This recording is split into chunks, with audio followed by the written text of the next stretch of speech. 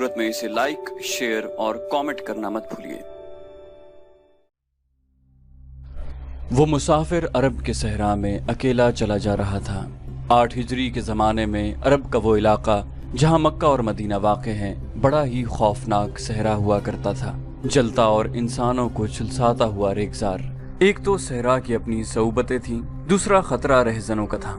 मुसाफिर काफिलों की सूरत सफ़र किया करते थे, लेकिन ये मुसाफिर अकेला चला जा रहा था। वो आला नस्ल के जंगी घोड़े पर सवार था। उसकी ज़र्रा घोड़े की जीन के साथ बंधी हुई थी, उसकी कमर से तलवार लटक रही थी और उसके हाथ में बर्छी थी।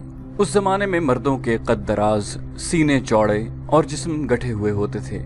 ये अकेला मुसाफिर भी उन्हीं मर्दों में से था, लेकिन जिस अंदाज से वो घोड़े की पीठ पर बैठा था उससे पता चलता था कि वो शहसवार है और वो कोई मामूली आदमी नहीं। उसके चेहरे पर खौफ का हल्का सा भी तासुर नहीं था कि रहज़न उसे लूट लेंगे, उससे इतनी अच्छी नस्ल का घोड़ा छीन लेंगे और उसे पैदल सफर करना पड़ेगा। लेकिन उसके चेहरे पर जो तासुर था वो कुदरती नहीं था। वो कुछ सोच रहा था, यादों से दिल बहला रहा था या कुछ यादों को जहन में दफन करने की कोशिश कर रहा था। आगे एक घाटी आ गई, घोड़ा चढ़ता चला गया। खासी बुलंदी पर जाकर जमीन हमवार हुई। सवार ने घोड़ा रोककर उसे घुमाया और रिकाबों पर खड़े होकर पीछे देखा। उसे मक्का नजर न आया। मक्का उफक के नीचे चला गया था। अबू सुलेमान, उसे जैसे आवाज सुनाई दी हो, अब पीछे न देखो, मक्का को जहन से उतार दो। तुम मर्द मैदान हो, अपने आप को 2 हिस्सों में न कटने दो, अपने फैसले पर कायम रहो, तुम्हारी मंजिल मदीना है। उसने मक्का की समत से निगाहें हटा ली, घोड़े का रुख मदीना की तरफ किया और बाग को हल्का सा झटका दिया। घोड़ा अपने सवार के इशारे समझता था, नपी तुली चाल चल पड़ा। सवार की उम्र 43 बरस थी, लेकिन वो अपनी उम्र से जवान लगता था। सुलेमान उसके बेटे का नाम था। उसके बाप का नाम अल वलीद था। उसे अबू सुलेमान कहलाना ज्यादा पसंद था। उसे मालूम न था कि तारीख उसे खालिद बिन वलीद के नाम से याद रखेगी। ये नाम इस्लाम की अस्करी रिवायात और जज्बे का दूसरा नाम बन जाएगा। मगर 43 बरस की उम्र में जब खालिद मदीने की तरफ जा रहा था, उस वक्त वो मुसलमान नहीं था। छोटी छोटी झड़पों के अलावा वो मुसलमानों के खिलाफ 2 बड़ी जंगे उहद और जंगे खंदक लड़ चुका था। जब रसूल करीम सल्लल्लाहु अलैहि वसल्लम पर 610 ईस्वी बरोज सोमवार पहली वही नाजिल हुई, उस वक्त खालिद की उम्र 24 साल थी। उस वक्त तक वो अपने कबीले बन्नू मखजूम की अस्करी कुव्वत का कायद बन चुका था। बन्नू मखजूम का शुमार कुरैश के चंद एक मुअज़्ज़ज़ खानदानों में होता था। कुरैश के अस्करी उमूर उसी खानदान के सुपुर्द थे। कुरैश खालिद के बाप अल वलीद के अहकाम और फैसले मानते थे। 24 बरस की उम्र में यह हैसियत खालिद को भी हासिल हो गई थी, मगर इस हैसियत को ठुकरा कर खालिद अबू सुलेमान मदीने को जा रहा था।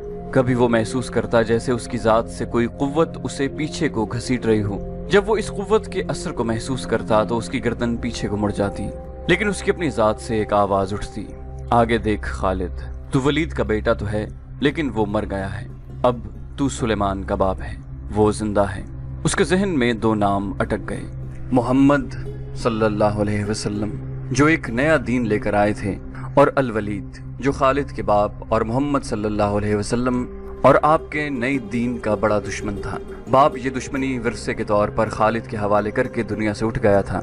खालिद के घोड़े ने पानी की मुश्क पर अपने आप ही रुख बदल लिया था। खालिद ने उधर देखा, उसे गोल दायरे में खजूरों के दरख्त और सहरा के झाड़ी नुमा दरख्त नजर आए। घोड़ा उधर ही जा रहा था। नखलिस्तान में दाखिल होकर खालिद घोड़े से कूद गया। इमामा उतार कर वो पानी के किनारे 2 जानू हो गया। उसने पानी चुल्लू भर भर कर अपने सर पर डाला और 2-4 छींटे मुंह पर फेंके। उसका घोड़ा पानी पी रहा था। खालिद ने इस चश्मे से पानी पिया जो सिर्फ इंसानों के इस्तेमाल के लिए था। ये एक छोटा सा जंगल था। खालिद ने घोड़े की जीन उतारी और जीन के साथ बंधी हुई छोटी सी एक दर्री खोलकर झाड़ी नुमा दरख्तों के झुंड तले बिछाई और लेट गया। वो थक गया था, थोड़ी देर के लिए सो जाना चाहता था, मगर उसके जहन में यादों का जो काफिला चल पड़ा था वो उसे सोने नहीं दे रहा था। उसे 7 साल पहले का एक दिन याद आया जब उसके अजीजों ने मोहम्मद सल्लल्लाहु अलैहि वसल्लम को कत्ल करने का मंसूबा बनाया था। इस मंसूबे में खालिद का बाप अल वलीद पेश था। वो सितंबर 622 ईस्वी की एक रात थी। कुरैश ने रसूल खुदा सल्लल्लाहु अलैहि वसल्लम को सोते में कत्ल करने के लिए ऐसे आदमी चुने थे जो इंसान के रूप में वहशी और दरिंदे थे। खालिद कुरैश के सरकर्दा खानदान का जवान था। उस वक्त उसकी उम्र 27 साल थी। वो हुजूर अकरम सल्लल्लाहु अलैहि वसल्लम के कत्ल की साजिश में शरीक था। لیکن وہ قتل کے لیے جانے والوں کے گروہ میں شامل نہیں تھا۔ اسے 7 سال پہلے کی وہ رات گزرے ہوئے کل کی طرح یاد تھی۔ وہ اس قتل پر بھی خوش تھا اور ناخوش بھی۔ خوش اس لیے کہ اس کے اپنے قبیلے کے ہی ایک آدمی نے اس کے مذہب کو، جو بت پرستی تھی، باطل کہہ دیا اور اپنے آپ کو خدا کا پیغمبر کہہ دیا۔ ایسے دشمن کے قتل پر خوش ہونا فطری بات تھی، اور وہ ناخوش اس لیے تھا کہ وہ اپنے دشمن کو للکار کر آمنے سامنے کی لڑائی لڑنے کے قائل تھا۔ اس نے سوئے ہوئے دشمن کو قتل کرنے کی کبھی سوچی ہی نہیں تھی۔ بہرحال اس نے اس سازش کی مخالفت نہیں کی، لیکن قتل کی رات جب قاتل رسول خدا کو مقررہ وقت پر قتل کرنے گئے تو آپ صلی اللہ علیہ وسلم کا مکان خالی تھا۔ وہاں گھر کا سامان بھی نہیں تھا، نہ آپ کا گھوڑا تھا اور نہ اونٹنی۔ قریش اس امید پر سوئے ہوئے تھے کہ صبح انہیں خوشخبری ملے گی کہ ان کے مذہب کو جھٹلانے اور انہیں اپنے نئے مذہب کی طرف بلانے والا قتل ہو گیا ہے، مگر صبح وہ ایک دوسرے کو مایوسی کے عالم میں دیکھ رہے تھے۔ پھر وہ سرگوشیوں میں ایک دوسرے سے پوچھنے لگے، محمد کہاں گیا؟ رسول خدا صلی اللہ علیہ وسلم قتل کے وقت سے بہت پہلے اپنے قتل کی سازش سے آگاہ ہو کر مدینے کو ہجرت کر گئے تھے۔ صبح تک آپ صلی اللہ علیہ وسلم بہت دور نکل گئے تھے۔ خالد کے ذہن سے یادیں پھوٹتی چلی آ رہی تھی۔ ذہن پیچھے ہی پیچھے ہٹتے ہٹتے 16 برس دور جا نکلا۔ 613 عیسوی کی ایک شام رسول کریم صلی اللہ علیہ وسلم نے قریش کے چند ایک سرکردہ افراد کو اپنے ہاں کھانے پر مدعو کیا۔ کھانے کے بعد رسول کریم صلی اللہ علیہ وسلم نے اپنے مہمانوں سے کہا، اے بنی عبد المطلب، میں تمہارے سامنے جو تحفہ پیش کرنے لگا ہوں وہ عرب کا کوئی اور شخص پیش نہیں کر سکتا، اس لیے کہ اللہ نے مجھے منتخب کیا ہے۔ مجھے اللہ نے حکم دیا ہے کہ تمہیں ایک ایسے مذہب کی طرف بلاؤں جو تمہاری دنیا کے ساتھ تمہاری عاقبت بھی آسودہ اور مسرور کر دے گا۔ اس طرح رسول خدا نے پہلی وحی کے نزول کے 3 سال بعد اپنے قریبی عزیزوں کو اسلام قبول کرنے کی دعوت دی۔ خالد اس محفل میں نہیں تھا، اس کا باپ مدعو تھا۔ اس نے خالد کو مذاق اڑانے کے انداز میں بتایا تھا کہ عبد المطلب کے پوتے محمد صلی اللہ علیہ وسلم نے کہا ہے کہ وہ اللہ کا بھیجا ہوا نبی ہے۔ ہم جانتے ہیں کہ عبد المطلب قریش کا ایک سردار تھا۔ الولید نے اپنے بیٹے سے کہا، بے شک محمد کا خاندان اعلیٰ حیثیت رکھتا ہے، لیکن نبوت کا دعویٰ اس خاندان کا کوئی فرد کیوں کرے؟ اللہ کی قسم اور حبل اور عزا کی، میرے خاندان کا رتبہ کسی سے کم نہیں۔ کیا نبوت کا دعویٰ کر کے کوئی ہم سے اونچا ہو سکتا ہے؟ خالد نے پوچھا، آپ نے اسے کیا کہا؟ پہلے تو ہم چپ ہو گئے، پھر ہم سب ہنس پڑے۔ الولید نے کہا، لیکن محمد کے چچا زاد بھائی علی نے محمد کی نبوت کو قبول کر لیا ہے۔ خالد اپنے باپ کی طنزیہ ہنسی کو بھولا نہیں تھا۔ خالد کو 629 عیسوی کے ایک روز مکہ اور مدینہ کے راستے میں ایک نخلستان میں لیٹے ہوئے وہ وقت یاد آ رہا تھا۔ رسول اللہ صلی اللہ علیہ وسلم جن کی نبوت کو قریش کے سردار قبول نہیں کر رہے تھے، اس نبوت کو لوگ قبول کرتے چلے جا رہے تھے۔ ان میں اکثریت نوجوانوں کی تھی، بعض مفلس لوگوں نے بھی اسلام قبول کر لیا۔ اس سے نبی کریم صلی اللہ علیہ وسلم کے حوصلے میں جان آ گئی اور آپ صلی اللہ علیہ وسلم نے اسلام کی تبلیغ تیز کر دی۔ آپ بت پرستی کے خلاف تھے۔ مسلمان ان 360 بتوں کے خلاف تھے جو کعبہ کے اندر اور باہر رکھے ہوئے تھے۔ طلوع اسلام سے پہلے عرب ایک خدا کو مانتے تھے اور پوجتے ان بتوں کو تھے۔ انہیں وہ دیویاں اور دیوتا کہتے اور انہیں اللہ کے بیٹے اور بیٹیاں مانتے تھے۔ وہ ہر بات میں اللہ کی قسم کھاتے تھے۔ قریش نے دیکھا کہ محمد صلی اللہ علیہ وآلہ وسلم کے جس دین کا انہوں نے مذاق اڑایا تھا وہ مقبول ہوتا جا رہا تھا، تو انہوں نے آپ صلی اللہ علیہ وسلم کی تبلیغی سرگرمیوں کے خلاف محاذ بنا لیا اور مسلمانوں کا جینا حرام کر دیا۔ خالد کو یاد آ رہا تھا کہ اس نے اللہ کے رسول صلی اللہ علیہ وسلم کو گلیوں اور بازاروں میں لوگوں کو اکٹھا کر کے انہیں اسلام قبول کرنے کی دعوت دیتے اور بتاتے دیکھا تھا کہ بت انہیں نہ فائدہ دے سکتے ہیں نہ نقصان۔ عبادت کے لائق صرف اللہ ہے جو وحدہ لا شریک ہے۔ رسول خدا صلی اللہ علیہ وسلم کی مخالفت کے قائد قریش کے 4 سردار تھے۔ ایک تو خالد کا باپ الولید تھا، دوسرا نبی کریم صلی اللہ علیہ وسلم کا اپنا چچا ابو لہب تھا، تیسرا ابو سفیان اور چوتھا ابو الحکم تھا جو خالد کا چچا زاد بھائی تھا۔ مسلمانوں پر سب سے زیادہ ظلم اور تشدد اسی شخص نے کیا تھا۔ وہ جہالت کی حد تک کینہ پرور اور مسلم کش تھا، اسی لیے مسلم اسے ابو جہل کہتے تھے۔ یہ نام اتنا عام ہوا کہ لوگ جیسے اس کا اصل نام بھول ہی گئے ہوں۔ تاریخ نے بھی اس پستہ قد، بھینگے اور لوہے کی طرح مضبوط آدمی کو ابو جہل کے نام سے ہی یاد رکھا ہے۔ خالد کو یہ یادیں پریشان کرنے لگیں، شاید شرمسار بھی۔ قریش کے لوگوں نے رسول خدا صلی اللہ علیہ وسلم کے گھر میں کئی بار غلاظت پھینکی تھی۔ جہاں کوئی مسلمان اسلام کی تبلیغ کر رہا ہوتا، वहां कुरैश के आदमी जा पहुंचते और हल्लड़ मचाते। बद इखलाक और धुतकारे हुए आदमियों को रसूल खुदा सल्लल्लाहु अलैहि वसल्लम को परेशान करते रहने के काम पर लगा दिया गया था। खालिद को ये इत्मीनान जरूर था कि उसके बाप ने मोहम्मद सल्लल्लाहु अलैहि वसल्लम के खिलाफ ऐसी कोई घटिया हरकत नहीं की थी। वो 2 मरतबा कुरैश के 3-4 सरदारों को साथ लेकर रसूल खुदा के चचा अबू तालिब के पास ये कहने गया था कि वो अपने भतीजे को बुतों की तौहीन और नबूवत के दावे से रोके, वरना वो किसी के हाथों कत्ल हो जाएगा। अबू तालिब ने उन लोगों को दोनों मरतबा टाल दिया। खालिद को अपने बाप की बहुत बड़ी कुर्बानी याद आई। अम्मारा खालिद का भाई था। वो खास तौर पर खूबसूरत नौजवान था। वो ज़हीन था और उसमें बांकपन था। खालिद के बाप अल वलीद ने अपने इतने खूबसूरत बेटे अम्मारा को कुरैश के 2 सरदारों के हवाले किया और उन्हें कहा कि इसे मोहम्मद के चचा अबू तालिब के पास ले जाओ और इससे कहो कि मेरा बेटा रख लो और उसके बदले मोहम्मद सल्लल्लाहु अलैहि वसल्लम हमें दे दो। खालिद अपने बाप के इस फैसले पर कांप उठा था और जब उसका भाई अम्मारा दोनों सरदारों के साथ चला गया तो खालिद तन्हाई में जाकर रोया।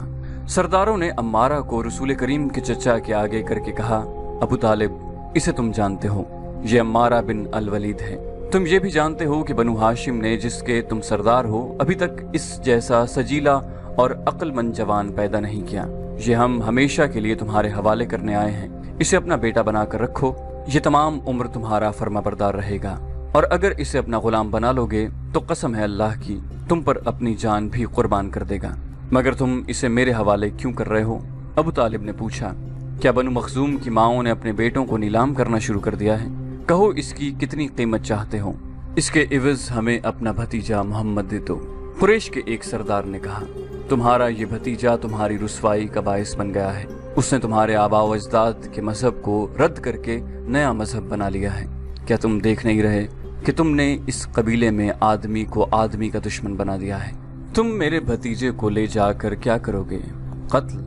कुरैश के दूसरे सरदार ने जवाब दिया, हम मोहम्मद को कत्ल करेंगे। ये बेइंसाफी नहीं होगी।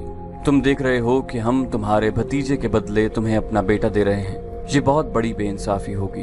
अबू तालिब ने कहा, तुम मेरे भतीजे को कत्ल करोगे और मैं तुम्हारे बेटे को पालूंगा और उस पर खर्च करूंगा और उसे बहुत अच्छी जिंदगी दूंगा। तुम मेरे पास कैसा इंसाफ लेकर आए हो? मैं तुम्हें इज्जत से रुखसत करता हूँ। खालिद ने जब अपने भाई को अपने सरदारों के साथ वापस आते देखा और सरदारों से सुना कि अबू तालिब ने ये सौदा कबूल नहीं किया तो खालिद को दिली मुसरत हुई थी। मोहम्मद सल्लल्लाहु अलैहि वसल्लम का तुमने क्या बिगाड़ लिया था अबू सुलेमान? खालिद की जात से एक सवाल उठा। उसने ख्यालों ही ख्यालों में सर हिलाया और दिल ही दिल में कहा, कुछ नहीं। बेशक मोहम्मद सल्लल्लाहु अलैहि वसल्लम का जिस्म ताकतवर है, लेकिन रकाना बिन अब्द यजीद जैसे पहलवान को उठाकर पटखने के लिए सिर्फ जिस्मानी ताकत काफी नहीं। रकाना बिन अब्द यजीद रसूल करीम सल्लल्लाहु अलैहि वसल्लम का चचा था, जिसने इस्लाम कबूल नहीं किया था। ये अरब का माना हुआ पहलवान था। नामी गरामी पहलवान आए जिन्हें उसने एक ही दाव में पटख कर उठने के काबिल नहीं छोड़ा। वो वहशी इंसान था, सिर्फ लड़ना मारना जानता था। खालिद को वो वक्त याद आने लगा जब मुसलमानों को दिक करने वाले 3-4 आदमियों ने एक दिन रकाना पहलवान को खूब खिलाया पिलाया और उसे कहा था कि तुम्हारा भतीजा मोहम्मद सल्लल्लाहु अलैहि वसल्लम किसी के हाथ नहीं आता, न अपनी तबलीग से बाज आता है, न किसी से डरता है, और लोग उसकी बातों के जादू में आते चले जा रहे हैं। क्या तुम उसे सीधा नहीं कर सकते? रिकाना ने अपने चेहरे पर मस्त भैंसे का तासुर पैदा करके तकब्बुर के लहजे में कहा था, क्या तुम मेरे हाथों उसकी हड्डियां तोड़वाना चाहते हो? लाओ उसे मेरे मुकाबले पर, लेकिन वो मेरा नाम सुनकर मक्का से भाग जाएगा। नहीं, मैं उसके साथ लड़ना अपनी तौहीन समझता हूँ। उसने उकसाने वाले आदमियों की बात न मानी। वो किसी पहलवान को अपने बराबर समझता ही नहीं था।